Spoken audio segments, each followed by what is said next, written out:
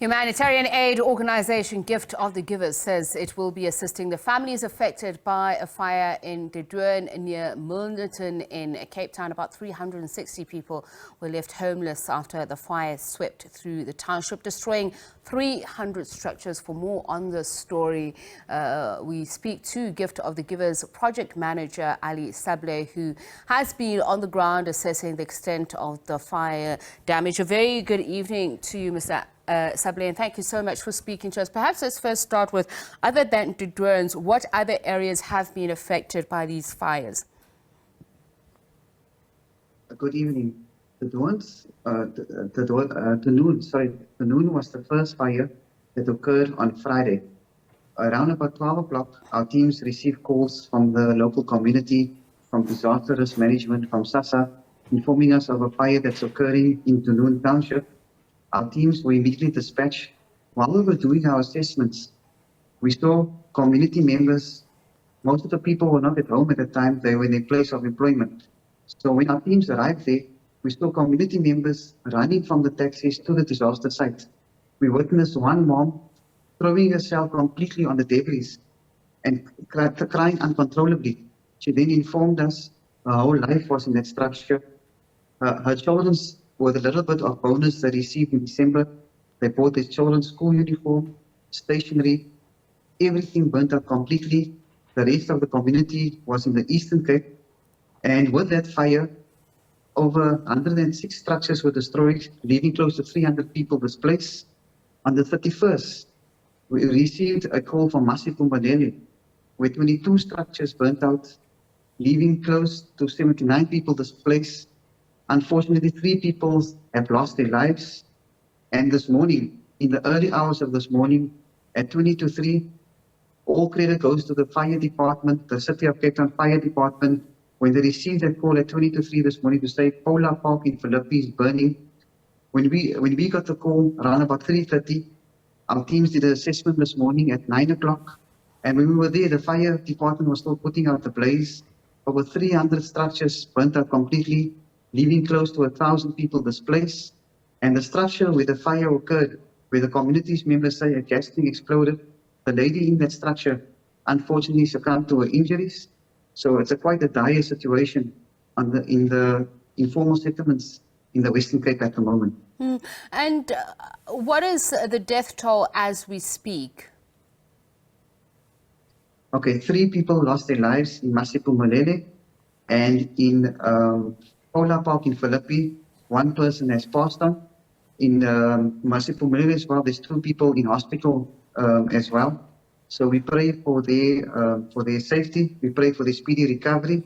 But the situation, it's a young mom that lost her life in Masiphumelele. The one who lost her life in Polar Park is 31 years old. But the situation in Polar Park is devastating. It looked like an earthquake hit the place, as the structures, it left a massive hole in the informal settlement. And we saw people in the hot fires, still in the ash coming out from the ground. We found people scratching through, but it left a huge trauma on the young kids. A mother called us also and asked us, please, can you assist? My 2 children were stationary. My child is going to matric this year, and she's very, very traumatized. She does not want a child to have any stress starting this new year in the most important year of a schooling career. I know that emergency services, including police, were doing an assessment. From what you have observed or heard, just how bad is the damage in these informal settlements? As you mentioned, hundreds of structures that have been burnt down. Are there still people with homes in those areas? There are people with homes slightly damaged. But the main concern at the moment is those people that lost their belongings, those people, their structures completely burnt out. As the one mother told us, where does she go with the 2 kids tonight? Where do they go to? Some of them are staying in family members. Some of them are sleeping in the open. We hope the national government, Department of Human Settlements, pays a visit to these families, as the suffering is huge. Many of them said they're tired of living like this.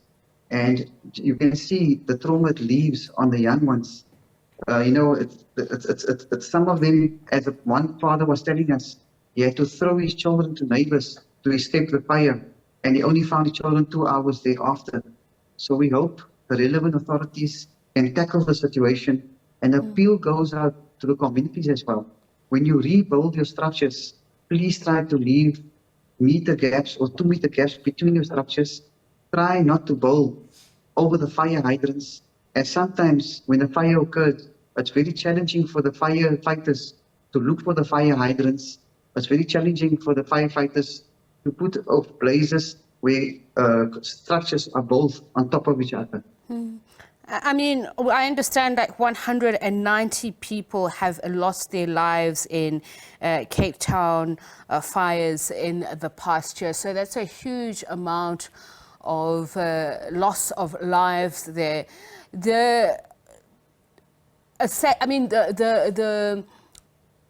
The work that you've been able to do and the support that you've been able to lend, can you tell us a little bit more about it, particularly this time round, and as you say, just in the past, the experience that you've had? As you correctly said, 190 people lost their lives for fire disasters in 2022 in the Western Cape. Fires that could be preventative if communities took more care in ensuring that their appliances are not left on, in ensuring the paraffin stove, the gas stove was switched off. And yes, when God gives to the givers, as soon as a fire occurs in the Western Cape, community members, we are normally the first responders. The community calls us before they even call the relevant authorities. And gives to the givers steps in immediately because we know the stress the community is going through. Sometimes the fires take about 6 to 7 hours to put out. And with that period, people are hungry. Even before you come to a disaster, people are already mostly impoverished communities, and people are facing hunger. So give to the giver steps in immediately. We immediately provide them with hot meals, bottled water, because sometimes the taps also burnt out, some toiletries, some hygiene items, some blankets, some mattresses, and clothing.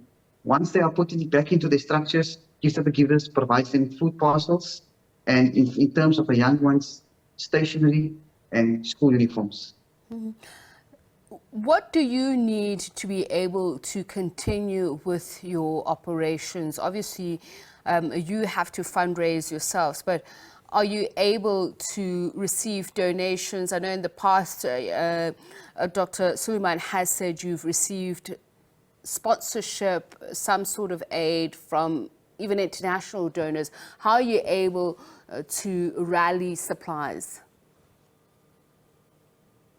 We appreciate the support from our donors. You must remember, Give to the Givers have a 30-year track record, so disasters are in our blood. So whenever there's disasters, even the people, even our gatekeeper at the gate, and even the cleaner in the warehouse knows how to react, what steps to put in place to whether it's a flood disaster, whether it's a fire disaster. So we have steps in place. We have donors that come on board when it's a disaster. But we have reserve stock at our warehouse. So, example, in November, December, January, we know this is known as disaster fire season in the Western Cape. Our warehouse is already stocked to assist communities. As we know, fires are definitely going to occur. In fact, we thought it was, I know it's not a good thing to say, we thought it was relatively quiet, which was a good thing from going into the Christmas period that no fires occurred, and just boom. Over the last 3 days, fires got out of hand, because last year during the 24th, 25th, right to the 7th of January, Give to the Givers were assisting fires of various communities around the Western Cape. So we thank the support of ordinary South Africans. We thank the support from our donors.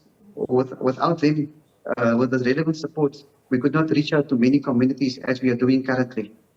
You've done work in the region in assisting in various emergency crises. Can you talk a little bit more, as you are advising that those who will set about rebuilding their homes must be mindful of the infrastructure upon which it's built and the proximity to their neighbours. But are there international best practices that South Africans can learn from? Informal settlements are obviously undesirable. Government has a plan for better human settlements. the housing problem in South Africa is well known and documented, and too many people are still without proper housing structures. And I know that migration is also a major part of it, but what lessons can we learn and from whom?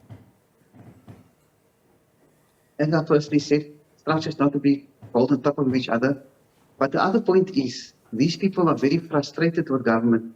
As we know, some of them are living for 28 years on informal settlement. Populations are growing.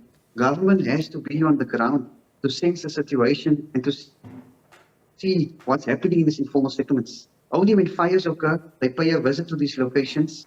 Then they get a real picture as how the community is living, how these structures are built on top of each other. So we appeal to government officials to come onto the ground to work out a solution. The solution won't come if you're sitting in your offices and just working out the map. Example, Masipumalele is a population of so much. We'll be working on a plan to building houses in so many years. That hasn't taken place. Education has to come into this. Education starts from the government officials, coming down to the community leaders, teaching them and ensuring. Example, if the ground is 600 square meters and can only hold 200 structures to build, they must have preventative measures of that number reaching to 500 to 600 structures. In some areas alone, in the Western Cape, it's a ticking time bomb. If you're driving on the N2 next to the OR Tambo Hall in Kailicha, we see in a small 1,000 square meters, there's close to 2,000 to 300 structures built. The communities are building on top of each other now. That's a ticking time bomb. And this afternoon, we received a call from one of the concerned community members of Kailicha in Mufuleni in asking us if we can maybe get them a meeting with the relevant authorities. They as community leaders, they're quite concerned. If a fire has to occur there, it's going to have a devastating effect. So the work starts on the ground, but we need the authority people, those in authority, to come to the ground to see what's taking place and to see what preventative measures we can put in place, because the population is growing, but the space is remaining the same of where these people are building their structures.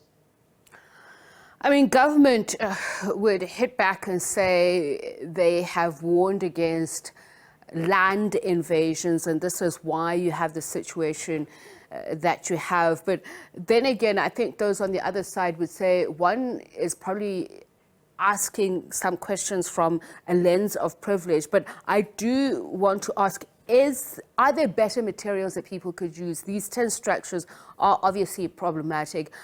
Are there sustainable materials also that can be used? There's no better structure that's going to solve the problem. The problem is the areas are overpopulated. More ground has to be available. People in allocating houses to the people have to take place as soon as possible. There's people on the waiting list for 15 to 20 years. And if people invade a land, immediate action has to be taken. Sometimes it drags on 5 to 6 years in the courts, and then people are stuck there.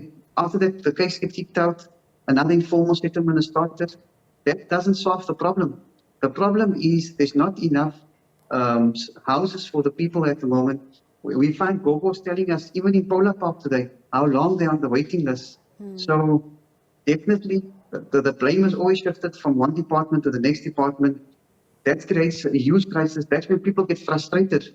And we hope in this huge fires that occurred over the last 3 days, it will open up the eyes of whoever, whether it's the local government, provincial government, or national government. We hope they can come together to solve this problem, because people can only be at patience for so long. And you could see today, people's patience are running out. Thank you so much for speaking to us, Mr. Ali Sablay of Gift of the Givers in the Western Cape. As you said, unfortunately,